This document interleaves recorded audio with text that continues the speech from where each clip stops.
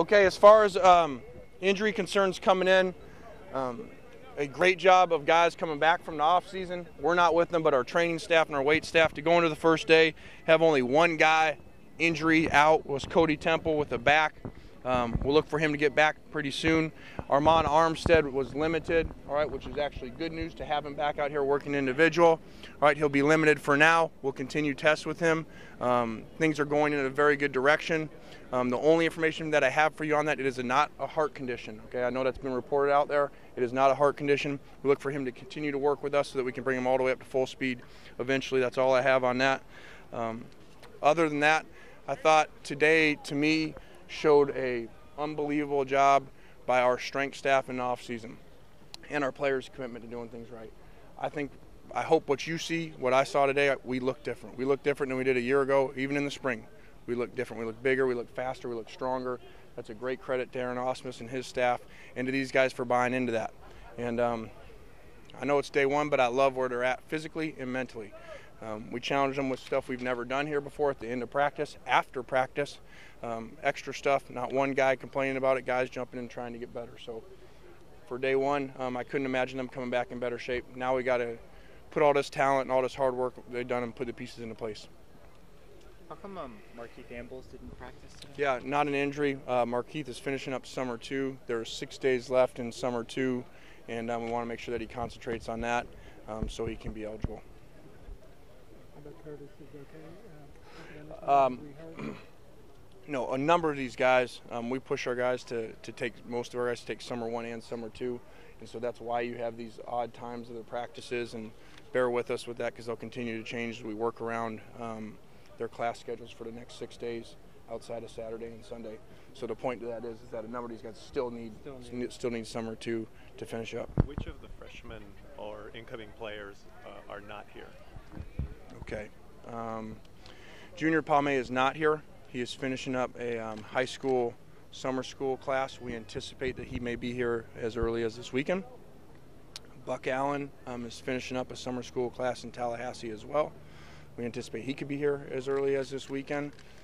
And Greg made it today. Greg Townsend's here. And so I think that's it. I think we got everybody else. Did any individual players or position groups stand out to you today? Well, I think, it's hard without any pads on, to know that much. But I think as you walk around and look at the drills and you look at where our team is in the different areas, you got to feel good, especially with Armand out here with the move with Devon Kennard. As you look at our defensive line, go through the drills, go through the bags, that's not everything that football is. But as you look at what they did today, that's a very good looking crew, and so that's exciting because obviously that's an area that we want to be dominant in. Nick Perry is one of those guys, but at the end of practice, it seemed like he was limping or some difficulty. Yeah, foot cramps. We had 8 guys come out with cramps, and so we've got to do a better job of hydrating during the day. Even though it wasn't hot at night, we still did. I think a lot of that's actually a credit to how hard they worked early on and through I believe what ended up being a 2-hour and 58-minute practice. Based on the plays you were calling, were you surprised that Matt had sort of an up and down night, throwing picks and then connecting on those long balls? Yeah, I thought he did really well early.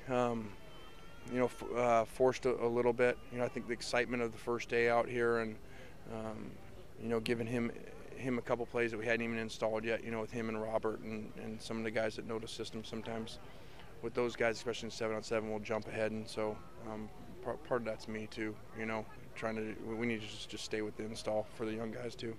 How'd George Farmer look? Explosive.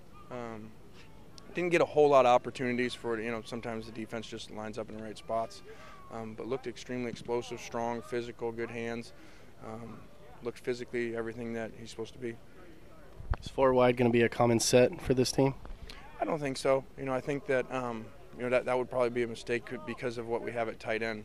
Even though we don't have very much experience at fullback, you look at our tight ends with Rick coming back, that would take him off the field. And you got 3 other guys that are extremely talented. As we look at that group and you look at them go through individual, that's as good a group as we've ever had here. For 4 guys looking like that, and then potentially, when Junior Palme gets back here, working with him inside as well there. we're excited, because 4 of those 5 guys are in their first or second year. What did you see in your running backs? Well, I think Amir Carlisle, both in the walkthrough this morning and then out here, really showed up. Really very quick, explosive. Some ball security issues, like normal true freshmen have, but you never know till you get them unless you've had them in camp, and so sometimes you sign guys you haven't had in camp, and it was exciting to see him out here, for the first time. But the other three, DJ, Curtis, what did they show you? Yeah, they all flashed a little bit. I thought Dylan definitely is bigger, stronger, faster than he was. There's no doubt about that. You can see that in the individual drills. He's a different guy attitude-wise.